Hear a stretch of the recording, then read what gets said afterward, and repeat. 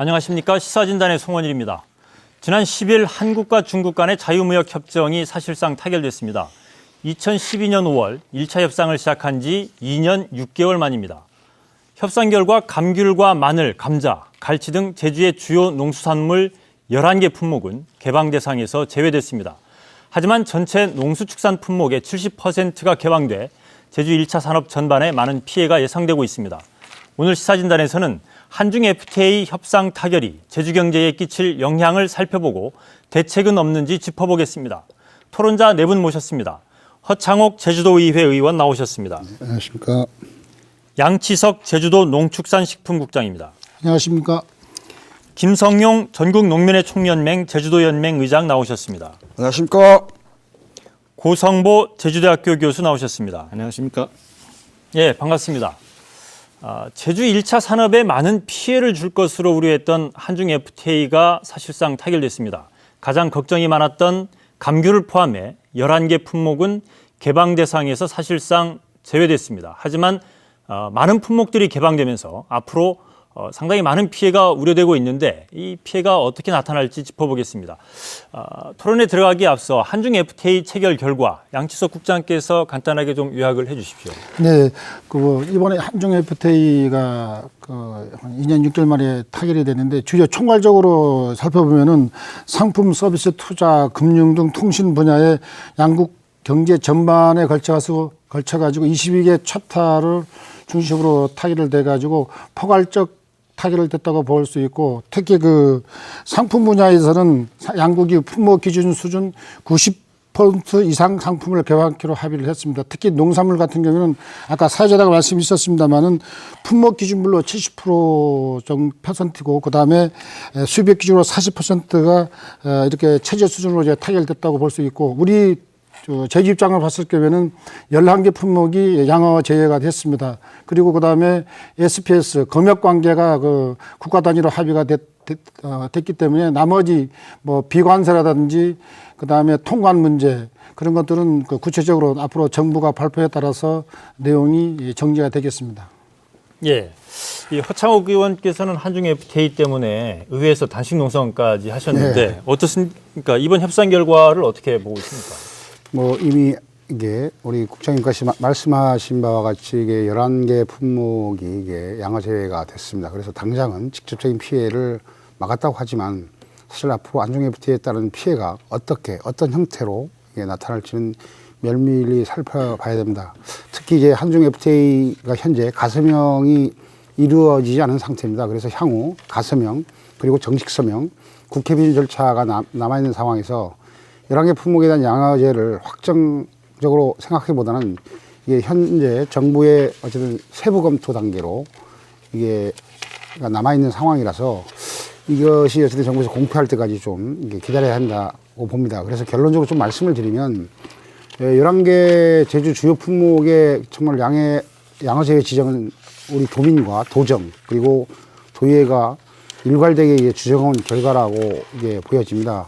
하지만 아직 최종적인 확정이 된 게 아니라서 이에 대한 지속적인 확인이 필요하고, 또 하나는 사실 우리 도나 우리 의회에서 주장했던 이게 3가지입니다. 11개 품목 양어 제외, 그리고 SPS 동식물 검역 체계 협정이 국가 단위, 그리고 이게 불법 조업을 금지하는 이 3가지를 이게 주장했었는데, 마지막 불법 조업과 관련해서는 사실 중국이 아직도 거절하고 있는 상황이라서 아마 지속적으로 이것은 이제 건의해야 되고 요구해야 되는 상황이라고 좀 보여집니다. 예.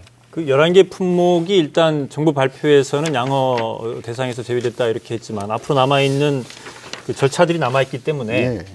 최종 끝까지 한번 확인을 해야 된다. 철저히 확인을 해야 된다 이런 말씀이신데, 김성용 의장님, 농민들 입장에서 이번 한중 FTA 타결 어떻게 보고 있습니까? 예. 농민들에게 한중 FTA 성과를 말하는 것은 대낮에 강도짓 하는 몰입애와 같은 짓입니다. 한중 FTA 협상이 성과로 끝났다는 말은 말도 안 되는 것입니다. 그동안 우리 농민들은 각종 FTA를 비롯한 농산물 시장 개방 정책에 강하게 반발해왔습니다. 이에 따라서 농산물을 교역 대상에서 제외해야 한다고 주장했습니다. 농산물이 수입은 자국의 건강권에 위협을 가하기 때문에 이와 더불어 농산물 수입은 시장 가격을 하락을 부추기는 중요한 요인이기 때문입니다.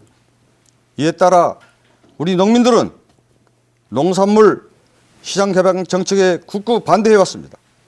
결국 농산물 시장 개방 정책에 따라 농업은 급속히 무너져 있고 심지어 1990년대 초반 1천만이었던 농민은 현재 280만으로 줄었습니다. 예. 고령화 문제는 더욱 심각해져서 60대 노인들이 농촌 마을에서 청년이라는 소리를 듣고 있습니다. 더욱이 한중 FTA를 떠난 모든 자유무역 협정은 자본가들에게는 박수를 받을지 몰라도 몸뚱이 하나로 먹고 사는 농민들에게나 노동자들에게 사느냐 죽느냐 문제입니다. 그럼에도 불구하고 마치 FTA가 우리나라와 국민 모두 잘 먹여 살릴 것처럼 정부와 여당은 말하고 있습니다. 예. FTA는 자본가에게는 약일지 몰라도 우리 같은 농민에게는 독배일 뿐입니다. 예. 정리를 좀 해주시죠. FTA라는 환상에 벗어나야 합니다. 우리 몸에 실핏줄이 골고루 퍼져 건강하듯이 1차 산업, 2차 산업, 그 다음 3차 산업이 있음을 정부와 여당은 잊지 말아야 합니다. 예. 선진국 치고 농업을 포기하는 나라 없고 농업을 보호하기 위해 수단과 방법을 가리지 않고 있습니다. 그런 면에서 한중 FTA는 농민은 물론 제주와 우리 나라를 팔아먹는 것이나 예. 다름이 없습니다. 알겠습니다. 농민들 입장이 상당히 좀 이렇게 격앙돼 있는 농민들에게는 독배나 다름없다 이런 표현까지 쓰시면서 상당히 좀 울분을 토로하고 계신데 알겠습니다. 고성보 교수님, 한중 FTA 타결 결과에 대해서 그동안 FTA와 관련해서 많은 연구도 하셨는데 어떻게 평가하십니까? 일단 어떻게 보면 무역 자유화라는 큰 흐름 속에서 예. 한중 FTA를 할 수밖에 없었다라는 측면에서는 일부 이해를 하지만 예. 아까 우리 김성룡 의장님 말씀하셨지만 지금까지 여러 가지 대책들이 예. 뚜렷한 대책들이 그렇게 나와 있지 못했다. 아마 그런 것들이 우리 김성룡 의장님이 사실은 울분을 터뜨리는 이유가 아닐까라는 생각을 해봅니다. 일단 그렇다고 치더라도 여하튼 11개 그 감귤을 포함해서 11개 그 품목이 양어 제외됐다는 것은 여러 가지로 지금까지 제주도 당국이라든지 도의회라든지 국회의원이라든지 하여튼 여러분들이 다 노력한 나름대로의 어떤 긍정적인 평가라고 볼 수가 있는 것 같고요. 예. 아까 김성룡 의장님께서 여러 가지 그 울분을 토로하는 어떤 이유 중에 하나는 저는 그렇게 판단을 하고 있습니다.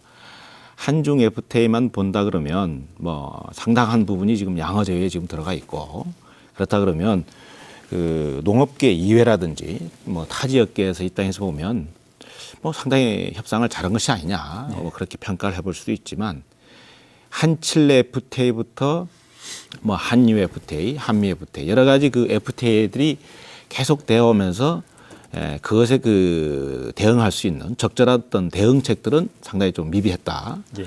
다시 또 다른 어떤 그 지금까지도 사실은 가랑비 하다가 사실은 상당히 이제 빗줄기가 굵어지고 있는 상황인데 또 다른 그것에 버금가는 이건 가랑비 수준이 아니고 어떻게 보면 그보다는 더 이상의 큰 비가 또 합쳐져 가지고 큰 어떻게 보면 장대비가 내리는 것을 사실은 이제 농민단체라든지 그쪽에서는 사실 걱정하고 있는 것이 아닐까. 그러니까 한중 FTA를 떼어놓고 생각해 보면 나름대로 선방했다고 볼 수 있지만 예.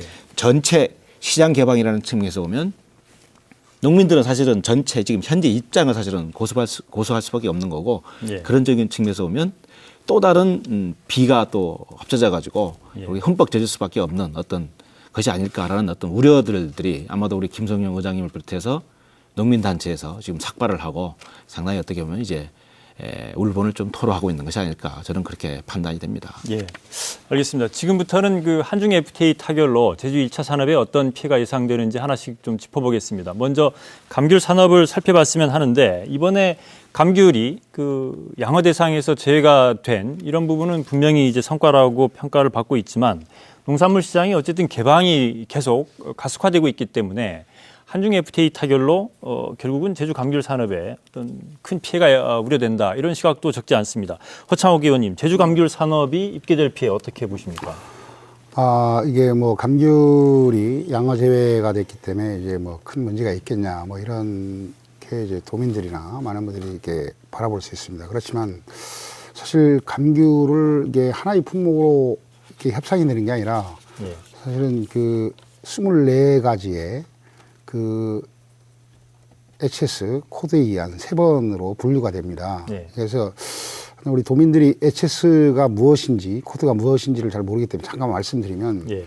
이런 국가 간의 상품을 교류함에 있어서 국제적으로 그 상품을 통용할 수 있는 상품 분류를 하는 것이 이게 HS 코드라고 이렇게 말합니다. 그래서 이걸 한국에서는 HS 코드를 HSK라고 이렇게 하고 있으며 이제 그 우리 한국의 HSK 코드에 따른 상품 전체 12,223개로 농산물인 경우는 1,611개로 이렇게 정해져 있습니다. 그래서 그 이제 도정에서는 그 이미 24개 품목 모두 제주의 감귤이 직접적인 연관가 있다라고 이게 평가를 하고 있어서 아직까지 이제 HS 코드의 협상 결과를 발표하고 있지 않기 때문에 사실 지금 그 결과의 평가는 매우 어렵다 이렇게 볼 수가 있습니다. 이게 현재로서 현 시점에서 예. 다행인 것은 그나마 중국의 그 과실파리로 의한 생과의 수출입이 금지되어 있습니다.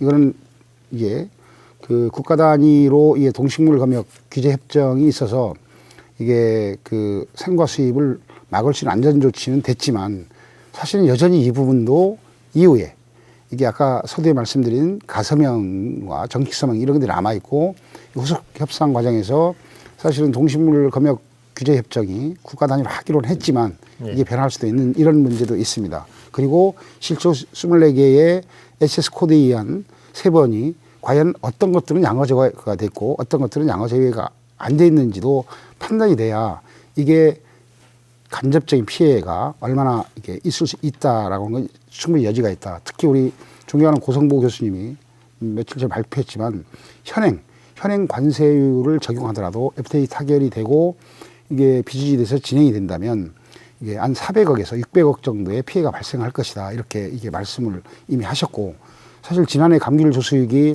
9천억 원이 넘었습니다. 예. 이걸로 보면 적게는 4.3%, 많게는 6.7%에 해당하는 것으로 사실은 양화 제외의 의미가 없을 수도 있다. 그래서 쉽게 우리가 이게 양화 제외되니까 걱정이 없다. 이렇게 안심하기는 상당히 힘들다는 것이죠. 예. 어쨌든 이후 절차가 남아 있기 때문에 사실상 제주 감귤 산업이 안심할 수 있는 상황만은 아닌 것 같다 이런 말씀이신데 고성보 교수님께서 구체적으로 제주 감귤 산업이 앞으로 한중 FTA 타결로 어떤 영향을 받게 될지 좀 말씀을 해주시죠. 일단 지금 기본적으로 지금 정부의 그 보도안을 보면은 일단 그 텐저린이라든지 만다린 원조 감귤 개통하고 그다음에 그 오렌지 개통에 대해서는 현행 관세 144% 50%를 일단 유지하는 것으로 일단 보도가 나와 있고 일부 감귤 가공품에 대해서도 일단 관세를 유지하는 것으로 나와 있습니다. 일부 가공품에 대해서는 워낙 관세가 낮기 때문에 그 유지한다는 자체는 큰 의미는 없어 보이고요. 예. 그렇지만 지금 이제 그 중국의 감귤 중에 상당 부분 생산되고 있는 우리 그레이프루트 자몽이라든지 거기도 한 600만 톤 정도 생산이 되고 있거든요. 레몬류 같은 경우도 한 200만 톤 정도 생산되고 있는데 그에 대한 구체적인 좀 정보를 지금 일단 제공을 하지 않고 있습니다. 예. 아까 우리 허창욱 의원님 말씀하셨지만 감귤류는 전체 24개 품목이지만 생과 기준으로 따면 9개 품목이 돼요. 그러니까 9개 품목 중에서도 단지 이게 2개 품목에 대해서만 양화 제외를 얻었다라고 지금 일단 발표를 지금 하고 있는 것으로 지금 보도가 되고 있습니다. 예. 그래서 나머지 부분도 사실은 살펴봐야 될 부분이기도 하고요. 그러니까 허 의원님도 잠깐 말씀했지만 지금 지중해산 과실 파리 때문에 관세가 0%가 되더라도 당장은 수입되지 않을 것이다. 그래서 당장 피해가 없기 때문에 결국에는 뭐 큰 문제가 없을 것이다. 뭐 관세 유지하는 것을 일단 자취해 놓고 그렇게 말씀하시는 분도 일부 있긴 있습니다. 그렇지만 SPS 아까 우리겠지만 이제 동식물 검역과 관련되어 있는 국가 단위의 그것들이 이제 돼 있는 그 항목 속에 지역화 인정이라는 부분이 사실은 엄연히 사실은 기록되어 있습니다. 그런데 그것이 구체적으로 적시되어 있지 않기 때문에 그것을 시행하는데 상당히 많이 시간이 흐른다. 뭐 그런 것들이 이제 문제가 될 수 있는 소지가 있습니다. 그렇지만 여기 협상 내용에도 보면 상품 그 규범 그 안에 보면 국가 간의 SPS 위원회를 설치한다고 중국하고 합의를 일단 했습니다. 그 얘기는 뭐를 의미하느냐? 아까 지중해산 과실 파괴와 같은 병해충과 관련된 부분에 대해서 중국 측이 요구를 해왔을 경우에 우리는 응할 수밖에 없는 상황이고 만약에 중국 측에서 특자관청에서 과실 파괴가 없다는 것이 서로가 만약에 인정이 된다 그러면 충분히 수입될 수 있는 가능성은 있다라고 볼 수가 있고요. 그와 관련해 가지고 그러면 관세가 유지된다 그러면 과연 그러면 중국산 뭐 만다린유라든지 오렌지가 수입될 수 있겠느냐 그런 가능성을 일단 제가 그 모델을 세 가지로 나눠봤습니다. 그러니까 온주 감귤류 하나, 그다음에 이제 한라봉을 비롯한 뭐 이제 그 망감류 파트, 그다음에 하우스 온주 감귤 그렇게 세 가지 파트로 나눠서 연구를 해보니까 피해가 어떻게 되는지 연구를 해보니까 만약에 관세가 현재 144%가 유지가 되면 온주 감귤류 같은 경우는 오렌지 관세가 50%밖에 안 됩니다. 그런데 중국은 10월 달부터 오렌지가 본격 생산이 되거든요. 결국에는 이제 그 우리 노지 감귤인 경우는 간접적으로 이 오렌지가 수입됨으로 인해 가지고 피해를 보게 되고요. 그리고 또 이제 그 우리 망감류 같은 경우는 뭐 거의 이제 같이 이제 경쟁을 할 수밖에 없는 구도고요. 관세 50%라는 게 큰 어떤 방어벽이 되지 못하죠. 왜냐하면 생산비가 워낙 차이가 나기 때문에 바로 들어온다고 볼 수가 있고요. 하우스 온주 감귤 경우는 분명히 144%의 우리 노지 온주인 경우는 144%는 관세가 관세벽으로서 역할을 충분히 지금 하고 있는데 하우스 온주 감귤 경우에는 하우스 온주 가격이 국내 온주 가격이 너무 높습니다. 그러다 보니까 주도적인 가격이 결국에는 중국산 그 7월 달부터 생산되고 있는 온주 감귤이 주도 가격이 될 수밖에 없는 상황이 벌어지거든요. 그러면 결국에 다시 또 직격탄을 맞을 수밖에 없다. 그렇게 해서 피해를 만약 이렇게 SPS 규정에 의해서 들어온다라고 전제가 된다 그러면 연간 400억에서부터 한 600억 정도. 그러니까 품질이 같느냐, 뭐 틀리냐에 따라서 그 계산이 되더라고요. 그러니까 그것이 어느 정도냐 그러면 한미 FTA에 의해서 제주산 감귤이 영향을 받는 공식적인 15년 어떤 기준 그 연간 평균 가격이 639억입니다. 그런 걸 보면 관세가 유지되더라도 만약에 과실 그 파괴와 관련된 부분이 해결이 된다 그러면 거의 그것에 버금가는 피해를 볼 수 있는 가능성이 있다. 뭐 그런 것들이 뭐 중요한 결과라고 볼 수 있겠습니다. 크게 이제 두 가지 말씀해 주신 것 같은데 지금 그 감귤하고 오렌지가 수입 개방 대상에서 제외됐다고는 하지만 여전히 그 품목수로 9개 가운데 2개만이 지금 제외가 됐고 나머지 부분 확인할 필요가 있다. 그렇죠. 그런 부분들은 앞으로도 이제 충분히 이제 저희들이 꼼꼼히 확인할 필요가 있다는 말씀이시고 또 하나는 검역 장벽이 지금 있는데 이게 한중 FTA 체결되면서 이게 검역 장벽 자체가 없어질 가능성도 있어서 위원회가 설치됐기 때문에 그렇죠. 그래서 추가적으로 지금 관세 오렌지 같은 경우 미국은 저희들하고 그 감귤하고 출하 시기가 달라서 그동안 어느 정도 이게 보호를 받아왔죠. 보호를 받아왔는데 중국은 오렌지 수입과 저희들 온주 감귤 출하 시기가 겹치면서 400억에서 600억 정도 피해를 입을 수 있다. 이런 말씀이십니다. 라는 것이 이제 뭐 김성룡 의장님 구체적으로 제주 감귤 산업 관련해서 어떤 피해가 예상되는지 농민들 입장에서는 어떻게 생각하십니까? 정부가 지금 11개 품목 양어 재품목으로 한 것이라고 지금 자랑하고 있지만 이는 국민을 바라보고 알고 말하는 것 뿐이지 또한 구체적인 품목에서도 문제가 있습니다. 식량 작물인 보리와 콩 왜 이야기하지 않는 것입니까?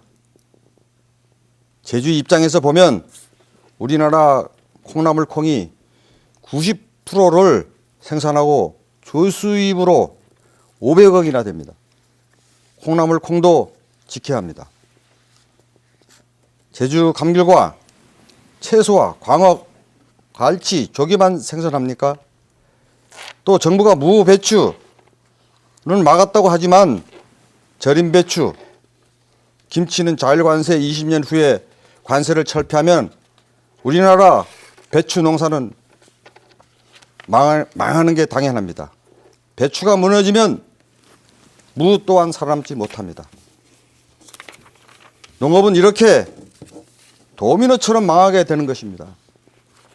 농업은 매우 폭넓은 산업이고 국민의 안전한 먹거리를 안정적으로 공급하는 매우 중요한 산업입니다. 감귤 문제와 관련해서는 현재 공개되거나 확정된 내용이 없습니다. HSK 코드에 따르면 감귤도 품종에 따라 또는 가공용 식품에 따라 구체화됩니다. 그렇기 때문에 HSK 코드로 세분화된 협상이 진행될 경우 어떤 변수가 나타날지도 모릅니다. 예. 감귤이 제외됐다고 하더라도 안심할 수 없습니다. HSK 코드로 세분화된 협상이 앞으로 진행될 경우 어떤 대비책이 마련돼야 한다고 보십니까? 네, 알겠습니다. 일단은 김성영 기자님께서 이제 지적하신 내용 중에 제주에서 콩나물콩 많이 생산되는데 이 부분에 대한 부분이 지금 개방 대상에 포함되어 있고, 그리고 무하고 배추는 그 양어 제외 대상으로 들어가 있지만 절임 배추라든지 김치 이런 부분, 특히 이제 가공식품 같은 경우는 지금 수입이 사실상 이제 허용되는 거 아니냐. 그렇다면 이거에 따른 피해도 우려된다는 말씀이신데, 이 가공식품이라든지 농업의 다른 분야에 대해서는 조금 있다가 다시 저희들 논의하기로 하고, 감귤 산업 관련해서 한 번 더 짚고 넘어가겠습니다. 양치석 국장께서는 제주 감귤 산업에 이번 한중 FTA 타결로 어떤 피해가 예상된다고 보십니까? 네, 그렇습니다. 아까 앞에도 좋으신 말씀들 많이 하셨는데, 지금 여하튼 간에 지금 우리가 온주밀감이라든지 신선 감귤은 분명히 양화가 제외가 됐습니다. 아까 허창호 위원장님도 말씀 있었습니다만 감귤이 세분별 품목이 24가지가 되겠습니다. 그래서 우리가 현재 정부가 발표를 안 했기 때문에 확인 작업을 현재 할 수가 없습니다만은 정부 결과가 수상 결과가 밝혀지면은 좀 세부적 꼼꼼히 분석하고 전문가를 동원해서 그 작업을 진행을 하려고 하고 있습니다. 특히 이런 부분에 대해서는 우리 도당국에서는 방심하지 않고 꼼꼼히 챙겨나가도록 하고 감귤 피해가 최소화될 수 있도록 하고, 특히 이번에 SPS가 합의가 됐기 때문에 사실 염려한 만큼은 아니지 않느냐 해서 큰 고민이 넘겼고, 우리가 세부적인 이런 가공 쪽이라든지 저장 쪽에 이런 부분도 앞으로 연내에 세부 사안들을 이제 마무리해 갈 겁니다. 이렇게 가설명하는 그런 과정에서 충분히 반영되도록 노력을 다하도록 하겠습니다. 예. 혹시 제주 감귤 산업 피해 관련해서 더 하실 말씀 있습니까? 아니, 지금 이미 우리 고성모 교수님도 말씀을 하셨기 때문에 사실 내용은 뭐냐면, 우리가 HS 코드와 그 다음에 SPS라고 하는 동식물 검역 체계에 이 두 가지를 면밀히 검토하고, 그리고 이거에 대한 대책들을 충분히 마련해야 되고 대응책도 마련해야 된다는 거죠. 예를 들어서 SPS 이게 위원회가 구성이 됐기 때문에 이거를 예를 들어서 이게 지역화가 된다든가 이러면 지역화는 그러니까 어쨌든 그런 게 여지가 있는 거기 때문에 상당히 문제가 된다는 거죠. 그래서 혹시라도. 그건 우리는 이게 마음 놓고 할 수 있는 상황은 아니다. 일단 국가 단위로 합의됐고, 아까 우리 허정청 위원장 말씀하신 혹시나 또 이렇게 당국이 세부 사안을 이렇게 당기고 밀고 하는 부분에 걱정하시는 분이 지금 잠깐 말씀드리면 국장님이 이게 국가 단위로 됐다고 이렇게 했지만, 사실 한미 FTA 협상을 보면 이 후속 협상이 끝난 이후에 미국의 강력한 요구에 의해서 다시 추가 협상을 했었습니다. 그러면 여전히 어쨌든 이 FTA라고 하는 거는 이게 후속 협상 끝난 후에도 다시 또 추가 협상이라는 내용들이 있는 거기 때문에, 아까 고성국 교수님이 말씀하신 대로 우리가 마음 놓고 그렇게 편안하게 이게 국가 단위로 되니까 이게 끝났다, 이렇게 할 수는 없는 상황이라는 보는 거죠. 그래서 늘 대비를 해요. 걱정되는 부분이 WTO SPS 규정이 국가 단위로 규정되어 있는 건 없습니다. 거기 분명히 지역화 인정을 할 수 있는 항목이 들어가 있거든요. 그런데 그게 구체적으로 국가 간의 단에서 지역화를 하는 어떤 중요한 프로세스를 담고 있지 못하고 포괄적이기 때문에 사실은 그게 문제가 된다면 문제가 되는 거고, 우리가 지금 협상을 한 결과는 WTO SPS 규정대로 하자. 결국엔 그 안에는 지역화 인정이라는 부분이 들어가 있습니다. 포괄적으로. 예. 결국에는 그 포괄적인 것들을 중국하고 뉴질랜드 할 때는 밖으로 꺼내서 지역화를 더 상세하게 규정을 해놓고 협상을 한 거고, 우리는 그 테이블에 꺼내놓는 것을 이제 결국에는 우리는 그건 협의를 못 하겠다.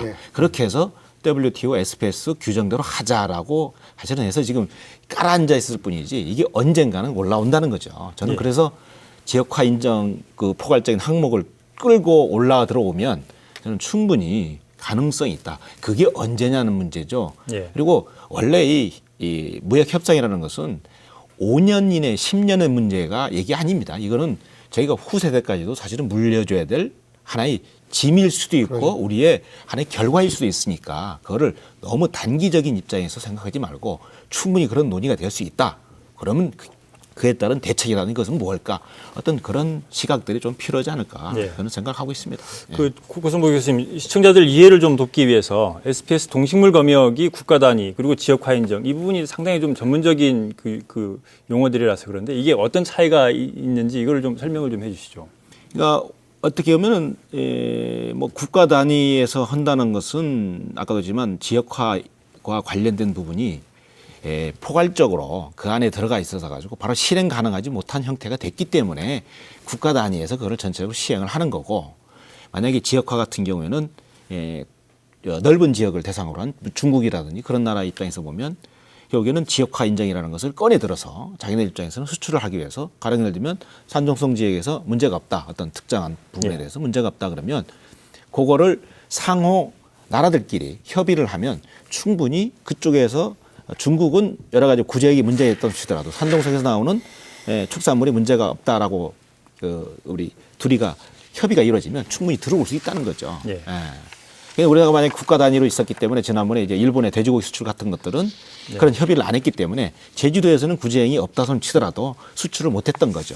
그렇지만 만약에 지역화 인정을 저희들이 만약에 거꾸로 들고 나간다 그러면 충분히 저희들도 협상에서 저쪽만 요구해 주면 제주도는 지역적으로 바다로 격리되어 있기 때문에 충분히 가능하다라는 것만 인정해 주면 저희들도 사실은 수출을 할 수 있는 여지는 있습니다. 그런데 이제 오히려 그것은 득보다는 실이 더 많을 가능성이 많이 있죠. 사실 어떻게 우리 입장에서 보면. 어쨌든 중국 입장에서 봤을 때 현재 검역 장벽 자체가 이 과실파리가 중국에서 발생했기 때문에 국가 단위에서 보자면 중국이란 나라에서 그 전염병이 발생했기 때문에 한국에 수입을 못 하고 있는데 이게 지역화로 만약에 좁혀진다면 산둥성 지역에서는 과실파리가 없다. 그러면 거기서 생산하는 감귤은 한국에 수출할 수 있다. 그렇죠. 이런 문제가 있을 수 있다는 거 아니에요. 그렇습니다. 그래서 이 동식물 검역 장벽의 문제도 저희들이 추후에 계속 철저하게 좀 지켜봐야 된다 이런 말씀을 하시는 것 같습니다. 감귤 관련해서 이 정도로 좀 정리를 하고 지금 아까 김성용 의장께서도 말씀하셨지만 콩나물 콩이라든지 아니면 절임 배추, 김치 이런 또는 다진 양념 이런 가공식품 같은 경우에 지금 수입 개방이 어느 정도는 될 수밖에 없는 현실인 것 같습니다. 그렇다면 제주 1차 산업에 또 다른 어떤 피해를 줄 수도 있을 것 같은데 어떻습니까? 어떤 피해가 예상되는지 먼저 양치석 국장께서 좀 말씀해 주시죠. 그렇습니다. 지금 우리가 당초에 우리가 제주 현안으로 이렇게 해서 신선 쪽에 열랑개 품목을 강력하게 양화 제외를 주장해서 그 부분은 일단 고비는 넘겼지만은 세변별 품목에 대한 확인 작업이 현재 이루어지지 않고 있습니다. 특히 현재 전체적으로 품목이 1,611가지가 되겠습니다.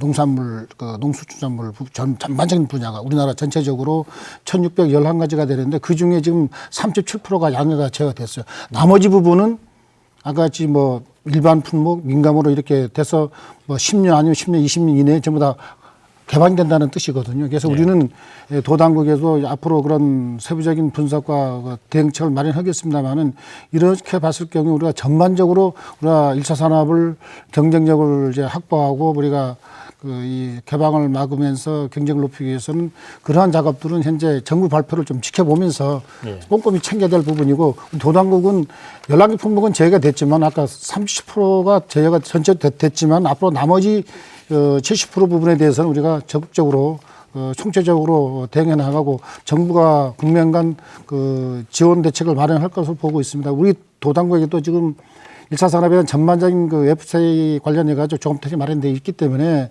앞으로 정부 발표를 지켜보면서 수장 보완하면서 적극적으로 대응할 그런 프로젝트를 갖고 있다는 말씀을 드리고 농민들한테 좀 안심을 시키고 싶습니다. 예. 예. 허창욱 의원님은 지금 그 감귤 말고 제주의 1차 산업 다른 분야에서는 어떤 피해가 지금 예상이 된다고 보십니까? 이게 우려되는 게 그렇습니다. 이게 앞서도 말씀드렸지만 사실은 이제 HS 코드에 대한 게 3번 분류가 정확하게 돼서 이게 발표가 돼야 되는데 그렇지 못하는 겁니다. 근데 저희들이 확인한 걸로는 지금 예를 들어서 브로콜리를 그 HS 코드로 얘기하면 꽃 양배추라고 표현합니다. 꽃 양배추. 여기에는 그 3번으로 보면 2가지가 있는데 하나는 이게 그냥 신선 이제 그 꽃 양배추고 그다음 또 하나는 조제 저장 처리된 꽃 양배추 이렇게 2가지의 3번 분류를 하는데 이게 신선 브로콜리는 사실은 양어 제거가 됐지만 네. 조제 저장 처리된 꽃 양배추라고 하는 브로콜리는 사실은 민간 품목으로 됐습니다. 이 얘기는 다시 말해서 결국은 관세가 점진적으로 철폐가 됩니다. 예. 그러면 이 조제된 이제 조제 저장된 이제 처리되는 이 브로콜리는 사실은 나중에 무관세로 들어오게 된다는 것이죠. 예. 그건 결국은 직접적으로 신선계 브로콜리에 피해를 줄 수밖에 없는 것이다. 그리고 또 하나는 우리가 현행 지금 FTA가 타결이 안 됐음에도 불구하고 배추가 지금 양화 제외에 들어가 있습니다. 그렇지만 이 뭐 김치라든가 아까 우리 김성용 그 의장님도 말씀하셨지만 그다음에 절임 배추라든가 예. 이런 것들이 지금 현재 계속 이게 수입이 들어오고 있습니다. 예. 결국은 올해도 여전히 정부에서 배추 같은 경우 10% 산지 폐기하겠다고 이게 발표를 해서 진행하고 있지만 지금 제주도 내의 배추 농가들은 지금 전혀 팔지 못하고 있는 상황입니다. 이 얘기는 수입량이 결국은 이제 1차 가공한 뭐 절임 배추든 이런 것들이 들어오기 때문에 결국 직접적으로 생산되고 있는 신선한 배추가 직격탄을 맞고 있다는 것이죠. 그래서 이게 다시 말하면 우리 밭작물이라고 하는 제주도는 이게 감귤을 제외한 이게 7개 품목을 왜 양화 제외를 요구했었냐면 사실 다 연관 관계가 있다는 겁니다. 예. 이게 하나의 이게 우리 농산물이 직접적 피해를 보면 이 기반이 무너지는 것과 동시에 이거는 다시 이게 시장 경쟁력이 꼭 이게 값이 비싼 품목으로 전환되기 때문에 결국 이건 다시 과잉 생산이 되고 이건 다시 가격 폭락으로 되는 악순환이 계속될 수밖에 없는 것이죠. 그래서 제주의 밭작물에 대한 기반 자체가 상당히 위험해질 수 있다. 그래서 이게 자꾸 이게 HS 코드에 대해서 자꾸 반복되는 얘기는 사실은 이 세분화된 이 3번을 우리가 면밀히 검토하고 이거에 대한 대응책들을 충분히 마련하지 않으면 역시 밭작물 또한 이게 직격탄을 맞게 되고 사실은 피해가 우려된다. 이게 단순히 이게 7개 감귤을 제한 7개 품목이 양화 제외됐든 해가지고 우리가 안심할 수 있는 상황은 아니라는 것이죠. 이게 기회가 있으면 말씀을 드리겠지만 이게 그 우리가 배 2007년도 이후에 산지 폐기될 원인도 사실 여기에 있습니다. 예. 예.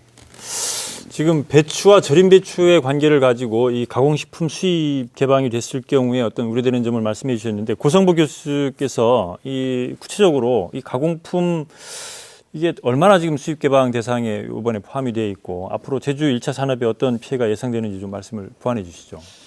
일단 그 가공품과 관련돼 가지고는 어떻게 보면 이제 선진국하고 우리하고 협상하는 어떤 전략 자체가 좀 다른 것 같습니다.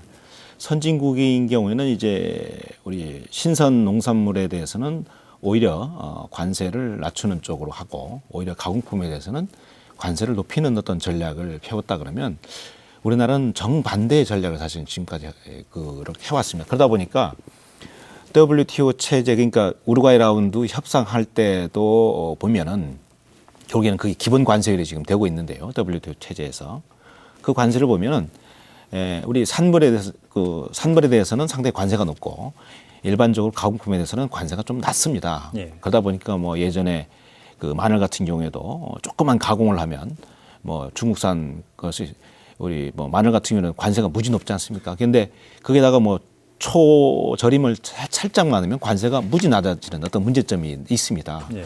그와 마찬가지로 원래 지금 관세가 그렇게 높게 설정이 돼 있지 않는 상황이거든요. 그런데 일단 아까 절임 배추라든지 그런 것 부분에 대해서 상당히 좀 이제 그 낮게 그 관세를 낮추거나 아니면 조금 줄이는 아시면 20년 철폐라든지 15년 철폐 정도 수준에서 지금 많이 하고 있고 또 일부 같은 경우는 이제 그 TRQ 물량이라 가지고 의무 수입 물량을 사실은 부과시켜서 예. 그러니까 결국에는 관세 예외 품목에 포함시키긴 했지만 예.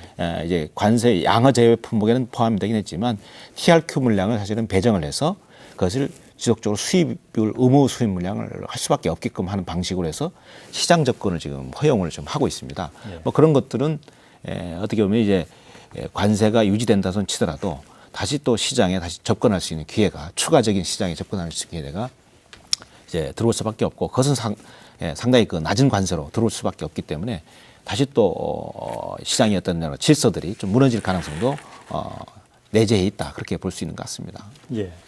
김성용 기자님께서는 지금 감귤 이외의 다른 농업 분야에서 지금 이번에 한중 FTA 타결 결과 뭐 가공품에 대한 수입 개방도 어느 정도는 지금 불가피한 상황인데 감귤 이외의 다른 농업 분야에 어떤 피해가 예상된다고 보십니까? 예. 지금 11개 품목 양해 제외한 것이 마치 제주농업을 지켜낸 것처럼 그 착각하는 원희룡 도정도 문제가 있습니다. 지난 2012년 국회에서 날치기 통과된 한미 FTA를 보면 우리나라에서도 생산되지 않는 체리가 관세 없이 수입이 될 수 있게 됐습니다. 예. 그러나 그 결과는 어떻게 나타났습니까? 미국산 체리 수입이 2 내지 3배 급증하면서 딸기 소비가 줄고 결국 딸기 값은 곤두박질 치고 있습니다. 이처럼 몇 품목 농산물을 양어 제외했다고 해서 우리 농업을 지켜낼 수는 없는 것이 사실입니다. 예. 뭐 좋은 예를 들어주셨는데 한미 FTA 체결로 이 한국에서는 나지 않지만 체리가 수입되면서 이게 딸기 가격이 폭락하는 이런 문제를 지적을 해주셨는데 결국은 11개 품목을 지켜냈다고는 하지만 다른 품목에서 다른 쪽에서 만약에 수입 개방이 확산이 된다면 제주 1차 산업 전반에 어떤 상당한 피해를 줄 수도 있다 이런 말씀인 것 같습니다. 지금 어쨌든 계속 그 한중 FTA 타결로 우리의 목소리는 계속 나오고 있는데 그렇다면 지금 한미 FTA 때까지도 이 농업시장 개방에 따른 대책 어떻게 마련해야 되느냐 상당히 많은 논란이 있었는데 한중 FTA가 사실상 타결된 이 시점에서 그렇다면 제주 1차 산업을 보호하고 육성하기 위한 대책 어떻게 마련해야 될 것인지 사실은 이 문제도 중요한 오늘의 그 토론 주제가 돼야 된다고 봅니다. 어떻게 생각을 하시는지 좀 말씀을 들어보겠습니다. 허창욱 의원님, 자, 제주 1차 산업을 보호하고 육성할 근본적인 대책 어떤 게 있겠습니까? 예, 뭐 이게 앞으로 많은 토론과 논의를 해야 되겠죠. 예, 뭐 우리 뭐 도예서 나오신 국장님이나 우리 또 학계 전문가이신 우리 고성무 교수님도 이제 사실 중시적 역할을 또 해야 됩니다. 그래서 저는 이제 그 여러 가지 얘기는 이게 지금까지 무수히 나왔습니다. 근데 그 1차 산업을 지금까지 사실은 품목별 경쟁력 강화에 방점을 뒀다는 게 사실은 좀 이게 문제가 아닌가. 그래서 나는 이제 근본적인 해법을 찾아야 된다. 그래서 이게 저는 한 두 가지로 뭐 여러 가지 더 있겠습니다만은 첫째는 이게 직접 생산을 하고 있는 게 우리 생산자들한테 이게 소득을 보전해 줄 수 있는 작년도에 우리 도의에서 이제 제정했습니다만은 농수산물 소득보전 기금을 제도화해서 빨리 기금 만들어서 이게 최저 가격을 보장하는 이런 제도적 마련이 중요하고 두 번째는 이제 그 전환할 시기에 왔다. 그래서 이제 그 요즘 흔히 얘기하는 1차, 2차, 3차를 포함한 6차 산업으로서의 그 산업의 위치를 이렇게 재조정하는, 그래서 이제 특히 제주 같은 경우는 이제 식품 산업을 육성을 집중적으로 해야 된다. 그 포르투갈의 그 마데이라라는 섬이 있습니다. 여기에는 제주보다는 섬이 약간 적지만 이게 농업의 총생산은 저희들보다 높습니다. 근데 여기는 농산물 생산량의 20%를 가공 처리해서 예. 이게 식품으로 이렇게 처리를 하고 있습니다. 그래서 오히려 더 많은 고소득을 내는 이런 것도 있는데, 이런 데도 적극적으로 우리가 막 이렇게 그 벤치마킹을 해야 되는 것이고, 예. 사실은 이게 더 구체적으로 얘기한다면 이런 방안들에 대한 사실은 이게 대대적인 이제 우리 농업 구조 개선을 해야 된다. 이제 그거는 우리 농가도 그렇고 이게 행정도 그렇고 우리 뭐 거기에 당연히 학계들도 도움을 주셔야 된다. 그래서 지금까지 해왔던 이런 농업의 정책이나 지금의 뭐 형태를 대대적으로 이렇게 구조 개선을 해서, 사실 아까 말씀드린 식품 산업을 육성하는데 여기에 어쨌든 생산량의 20%는 반드시 처리할 수 있는, 예. 그래서 오히려 식품으로서 승부를 걸 수 있는 이런 계기들을 마련하는 것은 사실은 농가 의식도 분명히 변화가 있어야 된다고 좀 보는 거고, 이거는 더 많은 토론과 논의를 통해서 체계적으로 좀 마련을 해가는데, 제가 알기로는 이게 도에서도 이게 뭐 이걸 포함한 이게 정말 우리 제주의 1차 산업을 어떻게 더 나았게, 그리고 여기에 종사하시는 생산자들이 더 행복하게 이제 갈 수 있는 방안이 뭔지를 저한테 전문가들이 지금 많은 논의와 토론을 준비하는 걸로 이렇게 알고 있습니다. 예. 그게 이제 두 가지 말씀해 주셨는데, 소득 보전 기금을 통한 그 최저 가격 보장, 그리고 식품 산업 육성, 이렇게 두 가지 말씀해 주셨는데, 양치석 국장님, 어쨌든 한중 FTA 타결로 제주도에서도 바쁘게 지금 후속 대책을 준비를 하고 있을 텐데 어떻습니까? 어떤 대책 지금 구상하고 있습니까? 네, 우리 아까도 뭐 허창 위원장이 좋은 말씀했습니다만은 이제 정부에서 조만간 이제 더 발표도 하겠습니다만은 우리 이제 한중 FTA가 이제 하다 보니까 사실 한중 FTA로 계기로 해서 지금은 이렇게 한중 FTA를 타결 상황을 보면은 한 72개국, 73개국이 이제 타결되거나 이제 발효 중에 있는 상황이 되겠습니다. 그럼 어쩌면은 이제는 FTA 시대가 왔다. 그래서 그런 어떤 개방 시대가 왔기 때문에 우리가 걱정만 할 것이 아니고 앞으로 이 미래 산업을 어떻게 농업을 육성할 거냐 보면서 우리 도 당국에서는 상당히 심려를 기울이고 있고, 특히 이 밭작물 중심으로 우리가 그 종합 대책을 마련하려고 있고, 특히 그 수산물 쪽도 같이 연계해서 추진을 하겠습니다. 특히 그 제휴 농업의 전반적인 체질 개선 부분도 한번 진단도 해보고 해서, 우리가 지금 정부가 지금 우리가 내용을 이제 정보를 들어보면은 밭작물에 대한 경쟁적 재고를 좀 많이 나올 것 같고, 그 다음에 소비와 수출 기반을 어떻게 확대할 거냐. 그러니까 농식품 산업 육성 문제나 수출 문제라든지, 아니면 농가 소득을 어떻게 안정시킬 거냐, 밭작물 직불제 확대라든지, 수입 보장 보험 도입 문제라든지, 아니면 인력과 정책 금융 쪽에서 농업 인력을 어떻게 육성할 거냐, 그리고 농업 정책 그 금리를 어떻게 인하시켜 갈 거냐 하는 등 전반적인 그 이번에 한중 FTA 개방을 계기로 해서 FTA 시대가 왔기 때문에 1차 산업의 전반적인 정부의 그 정책에 맞물려 가지고 제주도 당국에서도 여러 가지 대안을 수립해 놓고 있습니다만은, 이런 것들을 연계해서 수정 보완하면서 앞으로 진행하게 되면은 우리가 1차 산업에 대한 피해를 최소화하면서 우리가 2차 산업을 오히려 미래의 산업으로 육성을 해서 수출 쪽으로 위기가 기회로 바뀌는 그런 작업을 진행할 그런 계획을 갖고 있고요. 특히 그 중국 시장은 이렇게 중상층이 지금 뭐 한 3억 명 이상이 되기 때문에 그런 고급 시장을 공략하기 위해서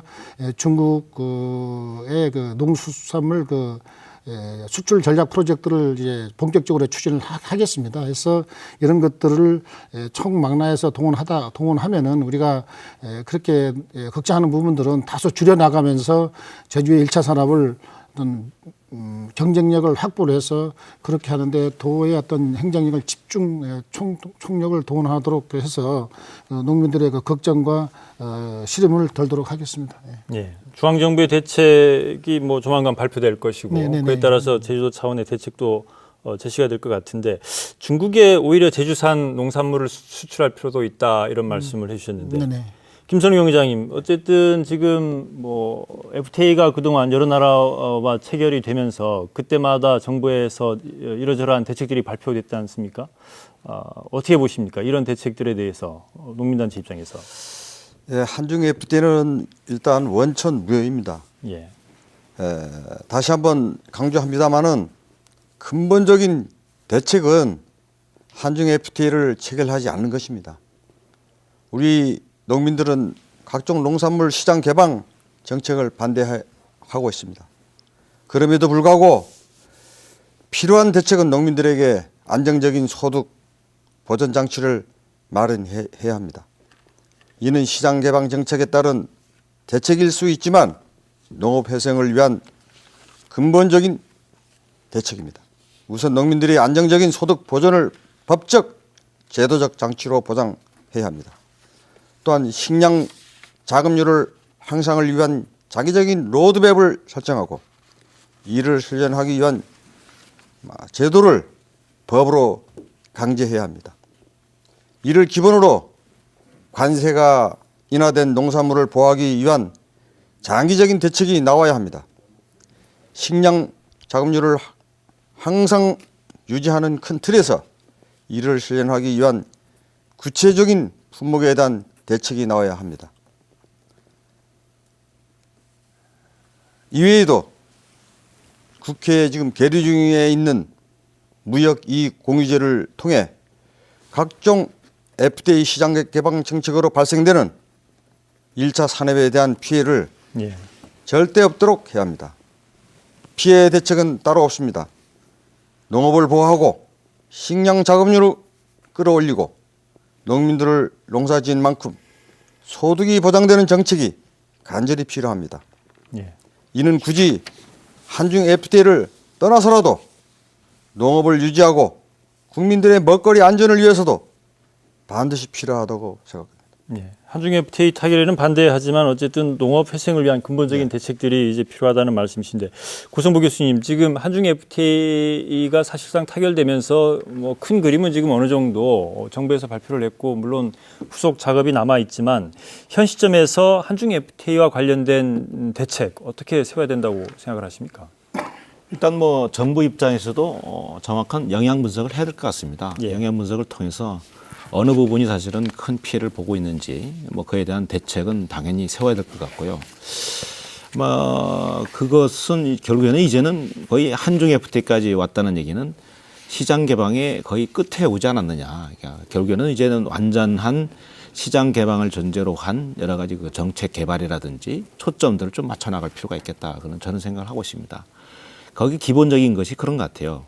지금까지는 농업 경쟁력만을 지금 요구를 해왔고 예. 농촌 지역 같은 경우에도 뭐 농민들이 거주하는 정주 공간으로서만 인식을 해왔는데 그에 대한 좀 발상의 전환이 좀 필요하지 않겠느냐. 유럽처럼 여기에는 이제 농촌이라든지 농업을 바라보는 것들을 경쟁력이라는 어떤 차원에서 벗어나 가지고 지속 가능한 농업, 그다음에 지속 가능한 농촌 개발, 그다음에 또 거기에 거주하고 있는 농촌 주민들의 어떤 그 역량을 강화할 수 있는 그런 지속적인 어떤 교육 체계 뭐 그런 것들이 좀 있어야 되지 않겠느냐라는 어떤 원론적인 말씀을 일단 드리고요. 그럼 이걸 제주도에 만약에 그 대입을 한다 그러면 어떤 식의 얘기가 있어야 되겠느냐 저는 그렇게 생각하고 있습니다. 예. 어차피 국제자유 도시 그다음에 그중에서도 이제 휴양형 리조트를 우리가 추구하고 있다 그러면 결국에는 지금 현재처럼 농약을 감귤 농사인 경우에 뭐 8, 9회를 치는 스타일로서는 저는 상당히 힘들다. 체질 개선이라는 측면에서 보면 어찌하든 간에 우수 농산물 관리 제도를 포함해서 친환경 농업으로의 100% 저는 전환이 좀 필요하다라는 생각이 많이 듭니다. 예. 그렇게 해야만이 결국에는 환경도 보존되고 토지도 보존되고 관광객들 와가지고도 편하게 쉬어갈 수 있는 안전한 환경이 될 수 있다고 생각이 되고 그것이 돼야만이 결국에는 우리가 6차 산업이든 가공산업이든 안전한 농산물로 가공을 해야 소비자들이 그것을 찾아주는 것이지 안전하지 않는 보증이 되지 않는 것 갖고 가공해봐야 별로 의미가 없다라고 저는 생각을 하고 있고 또 이제 농촌이라는 공간이 아까 농민들이 고는 공간이 아니고 이제는 도시민들이 와서 편히 쉬어갈 수 있는 공간을 만들어야 되겠다. 그렇게 하기 위해서는 뭐 우리 밭담 직불제라든지 뭐 여러 가지 그런 직불제와 같은 것들이 농촌 개발을 할 수 있는 진짜 말 그대로 지속 가능한 개발을 할 수 있는 여러 가지 정책들이 돼야만이 결국에는 편하게 여기는 의료 시설이라든지 문화 시설이라든지 그다음에 쉴 수 있는 여러 가지 그 숙박 시설들이 도시 수준에 거의 근접하게 맞춰놔야만이 여기 도시민들이 와서 편하게 쉬어갈 수 있지 지금처럼 열악한 상태 속에서는 아무리 6차 산업을 강조하고 민박을 강조하더라도 저는 큰 의미가 없다라고 보고 있습니다. 그래서 그런 것들에 대한 준비 혹은 투자가 상당히 좀 선행돼야 될 것 같고요. 또 마지막으로는 이것을 움직이는 것이 역시 농촌에 거주하고 있는 사람들입니다. 이제는 정책의 대상을 농민만 보지 말고 농촌에 거주하고 있는 비농민까지를 포함해서 농촌을 지속 가능한 쪽으로 개발을 할 수 있는 쪽으로 결국에는 역량 개발을 할 수 있는 여러 가지 다양한 프로그램들이 좀 필요하지 않을까. 뭐 최근에 농식품에서 하고 있는 그 농촌 리더들에 대한 역량 강화 사업. 그러니까 뭐 제가 이제 농어촌 활성화 지원센터의 뭐 그 대표를 맡고 있습니다만 그런 리더들의 그 혁신 역량을 강화할 수 있는 교육들을 지속적으로 해서 농업에 투자하는 여러 가지 사업들에 대한 효율성이라든지 그 효과를 배가시킬 수 있는 인간 중심의 개발이 제가 보기엔 좀 있어야 되지 않겠느냐 저는 그렇게 생각하고 있습니다. 예. 어쨌든 지금 그동안 농업 정책이 농업의 어떤 경쟁력을 그 높이는 방향으로 많이 이제 정책 방향이 맞춰져 있었다면 앞으로는 농업과 농촌의 어떤 지속 가능성에 초점을 맞춰야 된다. 이런 말씀이신데 사실 지금 가장 고민이 되는 게 예산 문제일 것 같은데 그러니까 이런 농민들을 위해서 또는 농촌 농업 회생을 위해서 어떤 정책을 이렇게 추진을 하려면 관련된 예산들이 얼마나 확보될지 이런 문제가 사실 상당히 중요한 것 같습니다. 지금 허창욱 의원께서는 소득보전기금 이런 말씀도 해주셨고 식품 산업을 육성을 해야 된다 그러는데 과연 누가 여기에 투자할 것인지 농민들한테 스스로 투자하라고 그러면 사실상 불가능한 상황인데 좀 전에 김성용 의장께서 무역이익 공유제 이런 표현도 하셨는데 결국은 농업을 회생하기 위한 예산, 농촌 정책을 바꿔서 집행하기 위한 예산을 어떻게 확보할 것이냐 하는 문제도 상당히 좀 중요한 문제 같은데 이 문제에 대해서 어떻게 보시는지 허창욱 의원께서 말씀해 주시죠. 그러니까 그 아까 우리 고성모 교수님도 말씀하셨지만 지금 사실은 1992년 올라운드 협상 이후에 사실 농업에 막대한 예산이 투여됐습니다. 막대한 예산이 되는데 그게 1차 산업의 경쟁력 강화 내지는 이게 단순 피해 보상 이거에 지금까지 사실 초점이 맞춰져 있다는 거죠. 예를 들어서 어떤 거냐면 2002년도까지 사실 62조 원 이렇게 지원됐습니다. 그리고 김대중 정부 시절에는 뭐 농업농촌 그 발전 계획이 42조, 노무현 정부에서는 농업농촌 대책 계획 119조. 그다음에 FTA 그 이제 이명박 정부 때는 FTA계 그 국내 보완 대책으로 22조. 사실 현재 박근혜 정부 와서도 농어촌 특별세 유예기간을 다시 연장했어요. 2024년도까지. 결국은 우리가 이게 예산이 없어서가 아니라 예산에 이게 어떻게 지원해야 되는지 이런 초점에 대한 문제가 있다고 봅니다. 그래서 아까 그 지금 사실은 이게 단순한 피해 보상, 그 다음에 경쟁력 강화로 인한 지원이 결국 지금 농가 부채를 양산하는 게 현재 결과로 나타난 거기 때문에 지금 이 정책의 변화가 아까 중간에 말씀드린 대로 이게 농업 구조에 대한 체질 개선 포함해서 이게 대대적인 구조 개선이 필요하다. 그리고 아까 고성 교수님 말씀하는 지속 가능한 농업에 정책화된다면 나는 지금 이게 투여되고 있는 그리고 농특세에 의해서 벌어들인 예산으로 사실 올바르게 그 지속 가능한 농업으로서의 예산이 투여된다면 충분히 가능하다. 식품 산업이 됐든 소득보전이 됐든 이게 실제로 이 정책이 이게 정말 지속 가능한 농업농촌을 그리고 그 속에서 이게 생산자가 됐든 농촌에 살고 있는 분들이 훨씬 더 삶의 질 높이고 소득을 높일 수 있는 방안의 정책이 나온다면 나는 예산의 문제는 아니라고 보고 그건 당연히 지금 어쨌든 중앙정부에서 내가 보기에 이제 한중 FTA에 따르는 대책이 나옵니다. 예산이 얼마 투여하겠다 분명히 발표되는데 그거를 아까 우리 양시석 국장님 말씀하시는 중앙정부의 대책에 따라서 우리가 따라가는 게 아니라 사실은 이제 우리 제주의 지역에 맞는 맞춤형 정책, 대책들이 나와서 이 대책에 맞게 중앙정부의 예산이 이게 제주에 내려올 수 있도록 이렇게 해야 된다는 거죠. 그래서 저는 예산의 문제보다는 우리 고성복 교수님 같은 분들이 그리고 우리 이제 행정당국도 이제 함께해서 정말 이제까지 경쟁력 강화라면 지속 가능한 농업으로서의 정책 변화를 아주 대대적이고 획기적으로 이루어야 된다. 그렇다면 그거에 상응하는 예산이 투여되는 것이죠. 예. 저는 그렇게 생각합니다. 예.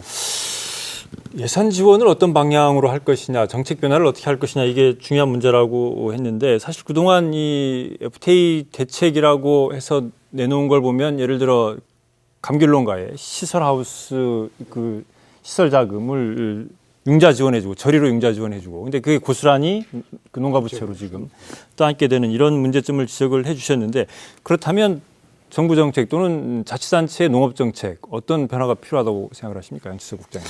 아까도 서두에서 말씀드렸습니다만은 그 사실 이번 FTA가 이렇게 한중 FTA가 타결되면서 아까도 고성문 교수도 말씀 있었습니다만 우리 도당국에는 이제는 개방의 시대다. 그걸 전제로 한 농업 전반에 대한 체질 개선, 그다음에 어떤 그 미래 산업으로 육성을 위한 어떤 그런 부분에 구체적이고 세부적인 그 대책이 내놔야 될 걸로 보고 있습니다. 그래서 지금 우리가 지금 잠정적으로 마련해 놓은 게 한 384개 사업에 5조 6천억을 이제 그 예산을 투입을 해서 여러 가지 중앙계획과 연계해서 이제 대책을 마련하고 있는데 이런 것도 중요하지만은 현재 오늘 시사진단에서 여러분들이 좋은 이견과 아이디어를 갖고 우리가 도에도 정책에 반영을 하도록 하겠습니다. 그래서 근본적인 거는 우리가 앞으로 고성부 교수도 말씀이 있었습니다만은 이제는 개방의 시대다. 그리고 우리 경쟁력도 높이는 것도 중요하지만은 그 농업을 어떻게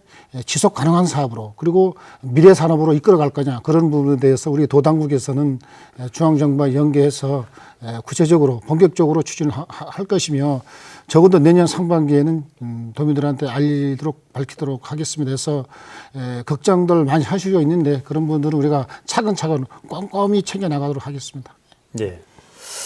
지금 한국이 이제 미국, 유럽연합 그리고 이번에 중국 세계 3대 경제권하고 자유무역 협정을 체결을 하게 되는 건데 사실 여기서 끝나는 게 아니고 지금 미국이 주도하는 환태평양 경제 동반자 협정이라든지 또 최근 중국이 에이펙 정상회의에서 채택을 했는데 아시아 태평양 자유무역지대 구상 이게 지금 한 나라와의 자유무역 협정 범위를 뛰어넘어서 거대한 이 경제 구역 안에서의 자유무역 협정이 또다시 추진되고 있는 그래서 경제 대국인 미국과 중국이 강력하게 드라이브를 걸고 있는 이런 상황에서 결국은 농업시장 개방이 앞으로도 계속될 거 아니냐 이런 우려의 목소리가 대단히 높습니다. 그렇다면 이런 농업시장 개방 흐름에서 과연 앞으로 계속 이렇게 농업시장을 개방을 해야 될 건지 불가피하다면 또한 어떤 대책을 세워야 되는지 이런 부분에 대한 좀 중장기적인 차원에서 제주농업의 발전을 위한 대책, 고민 이런 것도 좀 필요할 것 같은데 어떻습니까? 고성보 교수께서 먼저 말씀을 좀 해주시죠. 아까 우리 허창욱 의원님께서 저의 얘기를 받아서 상당히 좀 구체적으로 말씀을 해주셨는데 저는 좀 이 생각의 그 전환을 좀 할 때가 됐다. 네. 가령님은 우리나라에서의 그 문제 해결 방식이 상당히 좀 조금 어떻게 보면 좀 치졸한 방식입니다. 가령 예를 들면 FTA를 체결할 때는 농업 대 비농업, 그러니까 농업 대 일반 경제의 그 대결 구도를 통해서 결국에 이거를 시장 개방을 해야 된다는 어떤 그 결론점에 도달하게끔 하고 있고 예. 또 최근에는 이제 그 공무원 연금과 관련해 가지고는 예. 공무원 대 그다음에 비공무원 대결 구도를 통해서 결국에는 이제 다수인 비공무원의 목소리가 크다. 그러니까 연금 개혁을 지속적으로 해야 된다라는. 예. 그러니까 하지 말아야 된다는 논리가 아닙니다. 그러니까 시장 개방을 해야 되는데 결국에는 이 해결 방식 자체가 그런 방식으로 가고 있단 말이죠. 사실은 이거는 결국에는 내부인들끼리 결국에는 이제 EJ 형식으로 예. 이제 결국에는 이제 그런 방식으로 자꾸 문제를 해결하다 보니까 어떤 하나 문제가 끝나고 나면 그 내부 속의 갈등이 상당히 심화돼 가지고 네. 우리가 어떤 시장 개방을 한다. 그러면 시장 개방을 하면 이것을 어떻게 대처할 것이냐에 따른 국민의 공감대 형성이 사실은 어떻게 보면 더 중요한 것 같은데 그런 것들이 안 되다 보니까 유럽형 스타일의 아까 제가 말씀드렸던 여러 가지 개발 자체가 상당히 힘들어진다는 얘기입니다. 쉽게 얘기해서 스위스를 예를 든다 보면 스위스의 전체 그 농가 소득의 70%가 직불제 형식으로 들어옵니다. 네. 그 사람들이 사실은 스위스 같은 경우는 스위스 국가가 바보라서 그런 것이 아니고 결국에는 지속 가능한 농업 개발을 위해서는 그런 방식으로 하는 것이 사실은 적정하다고 국민들 간에 사실은 공감대가 형성이 됐거든요. 그렇게 국가가 그렇게 유도를 했어요. 그러니까 결국에는 국토의 3분의 2 이상이 되는 그러니까 결국에는 그게 농촌 공간이죠. 네. 그러니까 농민들이 거주하는 공간이 아니고 도시민들이 와서 쉬어야 될 3분의 2 공간을 아름답게 꾸미고 가꾸는 것에 대해서 돈을 투자하는 것이 뭔 문제가 있느냐는 식의 접근이 될 수 있게끔 국민 공감대 형성을 해나가는 과정들이 사실은 상당히 필요하다는 저는 생각이 들어요. 그래서 그래야 결국에는 농촌 지역 대 비농촌 지역, 도시 지역의 개별 구도가 아니고 농촌 지역은 도시민들이 와서 쉬어야 될 공간이다. 네. 우리 국토 공간의 3분의 2 이상이 여기다 말이죠. 그런 방식의 접근들이 있어야 될 것이 아니냐. 뭐 그렇게 하기 위해서는 아까 제가 말씀드린 것처럼 지속 가능한 농업이라든지 농어촌 개발을 저희들 먼저 농촌 분야에서부터 사실은 먼저 해야 되고 그런 혁신적인 아이디어를 갖고 한꺼번에 그런 이제 국민 공감대가 어렵지만 일단 발상의 전환을 통해서 지속 가능한 농업이라든지 농촌 개발을 하기 위한 큰 틀을 그리고 그 속에서 지속적으로 국민들을 설득을 해나가고 투자를 해야 된다는 어떤 공감대를 형성해 나가는 것이 여기는 예산에 대한 해결이 될 수 있죠. 우리 예산이 엄청나게 많습니다. 네. 예산이 없다는 얘기는 그만큼 중요하지 않다는 것을 의미하기 때문에 우선순위에 그걸 올려놓을 수 있게끔 결국에는 서로의 노력을 통해서 결국에는 유럽의 선진국처럼 저희들도 그런 개발 방향이라든지 제도를 잡고 노력하고 공감대가 형성되고 다시 또 재투자를 하는 그런 어떤 선순환 구조가 될 수 있도록 서로 노력을 해야 될 것이 아니겠느냐 저는 그렇게 생각하고 있습니다. 예. 스위스 모델 말씀해 주셨는데 결국은 스위스 농민 소득의 농가 소득의 70%가 직불제라는 게 예를 들어 친환경 농업을 하니까 예산을 주고 그렇죠. 보조금을 주는 거죠. 예, 뭐 예. 융자하는 게 아니고. 예, 예. 경감 직불 그렇죠.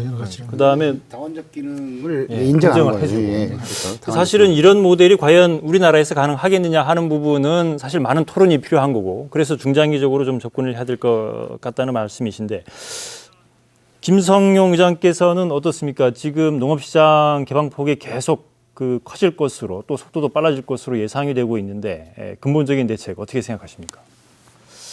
예, 우리 먹거리와 농업에 관해서는 정말 정부의 역할이 이제 강화돼야 합니다.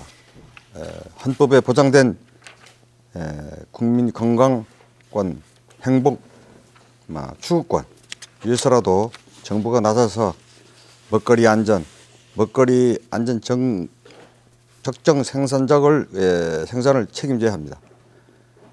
국민의 건강은 안전한 밥상으로부터 이제 시작됩니다. 안전한 밥상은 국내에서 생산된 국민의 건강은 농산물로 이제 먹을 거리를 이기 때문에 그러나 언젠가는 우리 밥상은 이제 수입 농산물과 수입 가공식품으로 이제 채워지게 이제 됐습니다. 이와 더불어 우리 농산물을 사용할 수 있도록 해야 합니다. 이를 통해서 농산물 가격 안정을 꾀함과 더불어 농민들이 소득 보장도 돼야 될 것입니다. 예, 알겠습니다. 어쨌든 지금 그 한중 FTA 타결로 저희들이 오늘 이런 토론 자리를 마련을 했는데 그동안 이게 참 풀기 힘든 문제였고 여전히 앞으로도 좀 쉽지 않은 과제인 것 같습니다. 이 제주 농업을 살리기 위한 대책 어떤 게 필요한지 한 분씩 좀 말씀을 해주시면서 오늘 토론 정리하겠습니다. 먼저 양치석 국장께서 먼저 말씀을 좀 해주시죠. 말씀드리도록 하겠습니다. 사실 아까 좋으신 말씀들을 많이 하셨는데 사실 우리 도당국도 전향적인 자세를 갖고 체질 개선하겠습니다. 특히 우리가 그 이번 한중 FTA 계기로 여러 가지 그 1차 산업에 대한 걱정들을 도민들이 많이 하시고 있는데 하여튼 도민들과 같이 참여 속에 새로운 정책들을 결정해 나가면서 도민과 공감도 속에 1차 산업을 진짜 경쟁적 사업으로 미래 산업을 육성하면서 아울러 지속 가능한 사업으로 육성할 수 있도록 많은 도민들과 소통과 협치를 통해서 정책을 개발하고 또 집행하면서 1차 산업을 지켜나가도록 하겠습니다. 예, 허창옥 의원님 말씀해 주시죠. 예, 하여튼 이번 한중 FTA 협상이 진행 과정 속에 어쨌든 이 국민과 특히 뭐 이 제주도민을 포함한 이 국민들이 철저히 이렇게 배제되고 비밀스럽게 간 것에 대해서 상당히 유감스럽습니다. 그렇더라도 어쨌든 현실은 현실이기 때문에 그 한중 FTA에 따르는 뭐 단순한 피해 보상이나 아니면 그 뭐 뜬구름 잡는 이게 지원 대책이 아니라 우리 제주의 농어민들이 정말 안심할 수 있는 실질적인 대책이 되도록 우리 제주도와 함께 최선을 다해서 집중하겠습니다. 예, 고성보 교수님 마무리 말씀해 주시죠. 일단 뭐 농업이라는 것은 먹거리를 생산하는 곳입니다. 뭐 그렇게 하니까 결국에는 어느 정도의 그 생산 수준의 유지는 상당히 필요한 거고요. 그렇다 그러면 결국에는 그것을 진흥할 수 있는 어떤 방향 설정이 상당히 옳게 돼야 된다. 그러면 소비자에게도 안심하고 환경에도 안심할 수 있는 어떤 농업 생산 방식의 그 근본적인 체질 개선이 있어야 여기는 우수 농산물 관리 제도나 혹은 친환경 농업, 뭐 유기농 제도의 어떤 이행을 전제로 해서 여러 가지 가공산업의 육성이라든지 농촌 개발이라든지 그런 것들이 있어야 시너지 효과가 있지 않겠냐라고 생각을 하고 있습니다. 예, 오늘 말씀 고맙습니다. 제주 1차 산업에 막대한 피해를 줄 것으로 예상되는 한중 FTA가 사실상 타결되면서 우리의 목소리가 커지고 있습니다. 국내외 상황을 감안하면 농업시장 개방은 앞으로 계속 확대될 것으로 보입니다. 국가 경제와 다른 산업 분야의 발전을 위해 1차 산업의 희생이 계속되는 상황에서 제주의 생명산업인 감귤을 포함한 제주 1차 산업의 생존을 지키기 위한 특단의 대책이 절실합니다. 오늘 토론 마치겠습니다. 함께해 주셔서 고맙습니다. 안녕히 계십시오.